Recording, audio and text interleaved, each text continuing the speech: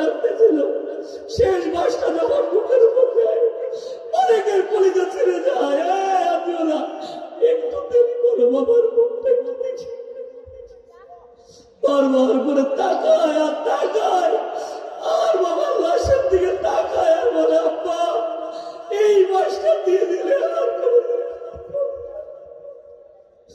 আর কোনদিন তোমার মায়ের চেহারা দেখতে পাবো না রে বাবা। বারবার মায়ের চেহারার দিকে তাকায় আর কান্না করে, বাবা ও মা এই শেষ দেখা দেখে দিলে আর কোনদিন ডাকলেও খোকা বলে তুমি সারা দিবে।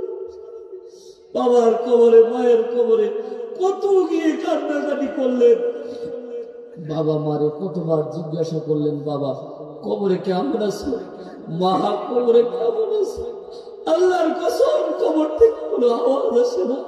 আল্লাহর নবী হযরতে আলীর হাতটা ধরে বলছে, আলী জানো কবরের কাছে সন্তান যখন অবুঝ না হলে প্রশ্ন করে আর জিজ্ঞাসা করে, বাবা কেমন আছো, মা কেমন আছো, কবর যদি উত্তর দিতে পারতো, ওই বাবা মা একটা শব্দ বলতো, আল্লাহকে ভয় করো আর আমার জন্য একটু দোয়া করো।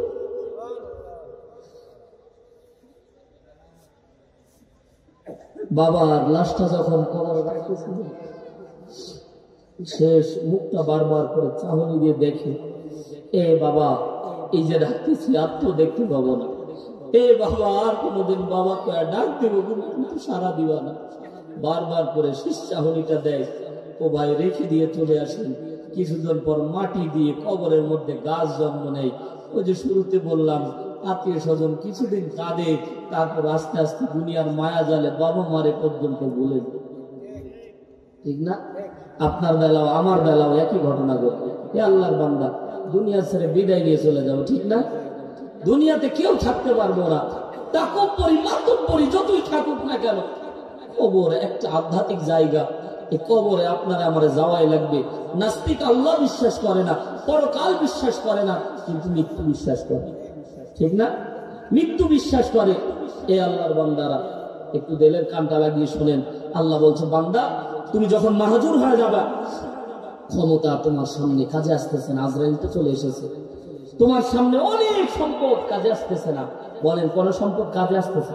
10টা সন্তান গ্রামের মধ্যে থাকলে তার লাঠির জোর থাকে, ঠিক না? লাঠির জোর থাকে, বলে আমার সন্তান আছে, গায়ে হাত তুলে দেখ আমার সন্তান তো কোন ছিল না, জোরে জোরে কথা বলে, সন্তানেরা দাঁড়ায় আছে, কেউ কাজে আসে না। আল্লাহ তাআলা ওই সময় বান্দার মাথার উপর হাতটা বুলায় বলছে, ফালা খাউফুন আলাইহিম ওয়ালা হুম ইয়াহজানুন ফামান তাবিআ হুদায়া, ওই যে হেদায়েত অনুসরণ করেছিল আমি আল্লাহ, তোরে ভুলে যাই নাই বান্দা। এই মুহূর্তে তোর সম্পদ কাজে আসে না, এই মুহূর্তে তোর ক্ষমতা কাজে আসে না, এই মুহূর্তে তোর সন্তান কাজে আসে না, আমি রব তোরে ভুলে যাই নাই। আমি বলছি ফালা খাউফুন, ভয় নাই, ভয় নাই, ওয়ালা তাহজানু, চিন্তাও নাই, আমি আল্লাহ তোরে আপনায় নিয়েছি, জান্নাত দেওয়া। আল্লাহ তাআলা আপনারে আমারে যদি এইরকম গাইবি আওয়াজ দিয়ে ডাক দেয়, সবাই চিন্তা থাকবে। আর একটা আয়াত সামনে নি, সূরা হামিম আসিফা 30 নম্বর আয়াত। আল্লাহ তাআলা বলছে, ইন্নাল্লাযীনা, নিশ্চয় যারা ক্বালু বলে রব্বুনাল্লাহ, আমার রব আল্লাহ, সুম্মা ইসতাকামু, এর উপর ইস্তেকামত থাকে, জীবন চলে যায়, ক্ষমতা চলে যায়, চাকরি চলে যায়, সব চলে যায়, রবকে জোরে বলেন, রবকে, আল্লাহকেই মানবো, কাউকে মানবো না, ঠিক না? আজ থেকে নিমুখ করবো, কাউকে মানবো না, আল্লাহরই মানবো। তো আল্লাহ তাআলা বলছে, যখন বান্দা তুমি আমার এই রব হিসেবে মেনে যখন তোমার মৃত্যু যখন উপনীত হয়ে গেছে, আমি আল্লাহ ঘোষণা করে দিলাম, তাতানাজ্জালু আলাইহিমুল মালাইকা, আসমান থেকে তোমার জন্য আমি আল্লাহ বলে বলে ফেরেশতা নাযিল করি।